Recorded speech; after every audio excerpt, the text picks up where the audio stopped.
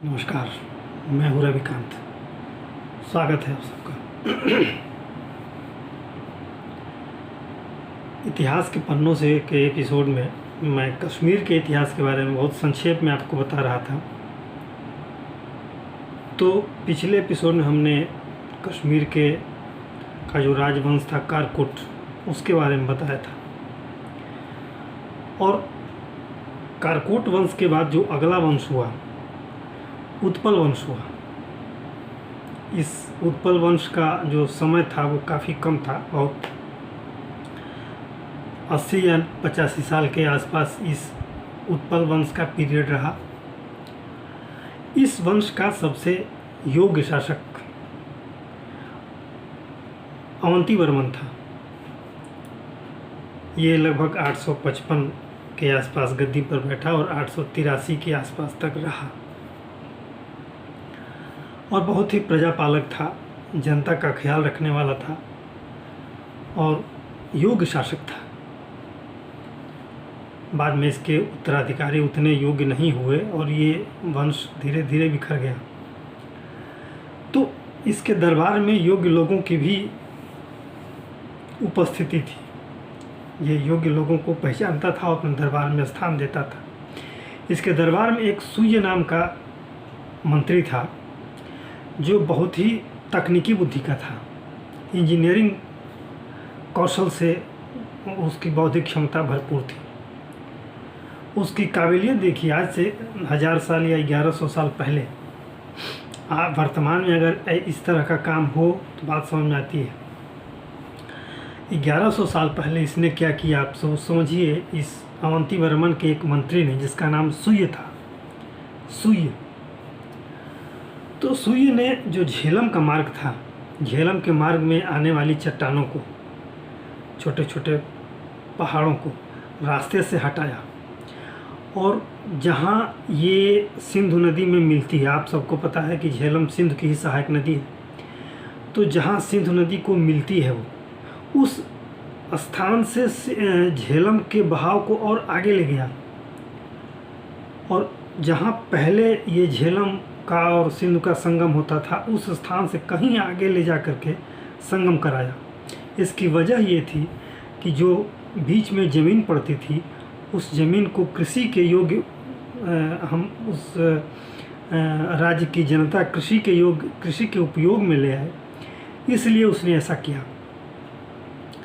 समझिए इस चीज़ को कि झेलम के बहाव को पहले मोड़ा। कैसे मोड़ा?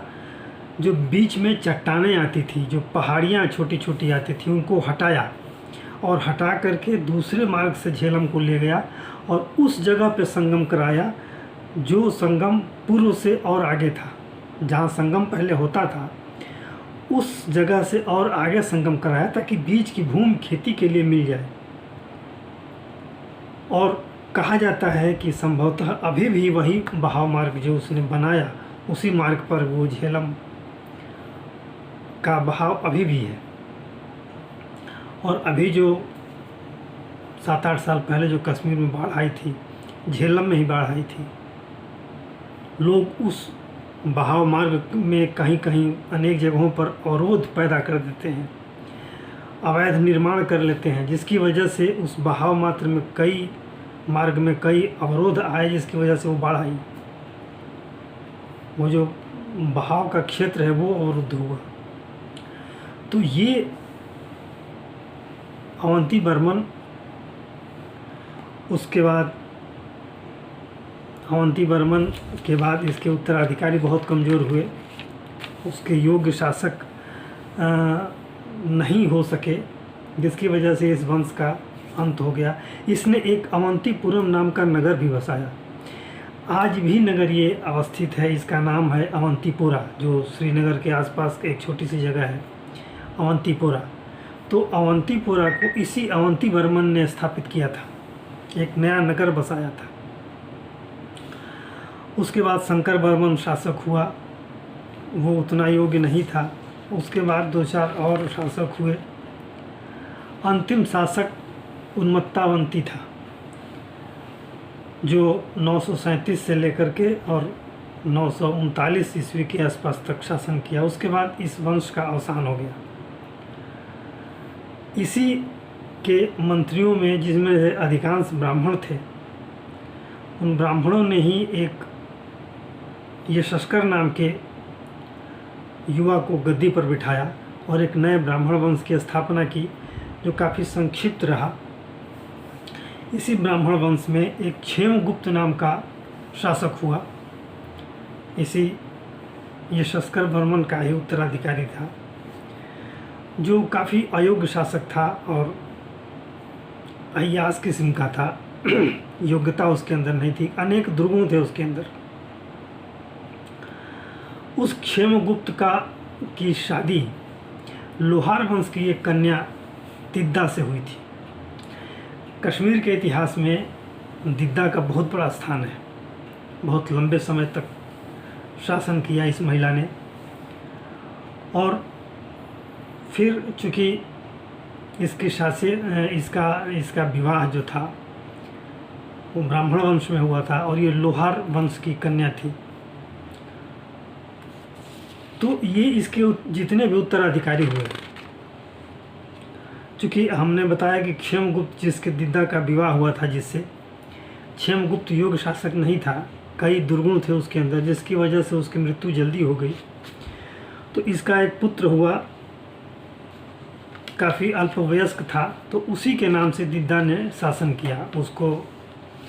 उसके संरक्षक के रूप में, उसकी संरक्षिका के रूप में कश्मीर का शासन किया उसने।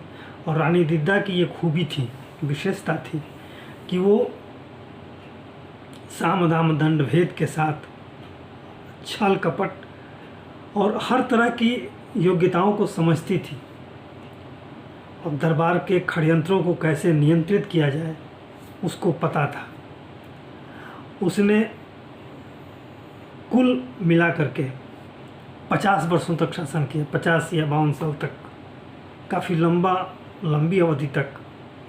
और ऐसा कहा जाता है कि वो काफ़ी सिद्ध महिला थी, उस पूजा पाठ में काफ़ी उसका मन लगता था, अनेक तरह की सिद्धियां प्राप्त थी, इसमें कुछ जादू टोने भी थे। और अनेक तरह की सिद्धियों की प्राप्ति की वजह से वो उसके मन में विवाह के दिन से ही ये था कि वो इस ब्राह्मण वंश का नाश करके अपने लोहार वंश को ही सत्ता में स्थापित करेगी। कहा जाता है कि जो इतिहासकार बताते हैं कि अपने उत्तराधिकारियों को इसने अपने सिद्धि के बल पर धीरे धीरे वो अपने रास्ते से हटाते गई। बहुतों की मृत्यु हो गई और बहुतों की हत्या हो गई। इस तरह से इस महत्वाकांक्षी शासिका ने गद्दी हथियाई और काफ़ी सफलतापूर्वक शासन किया।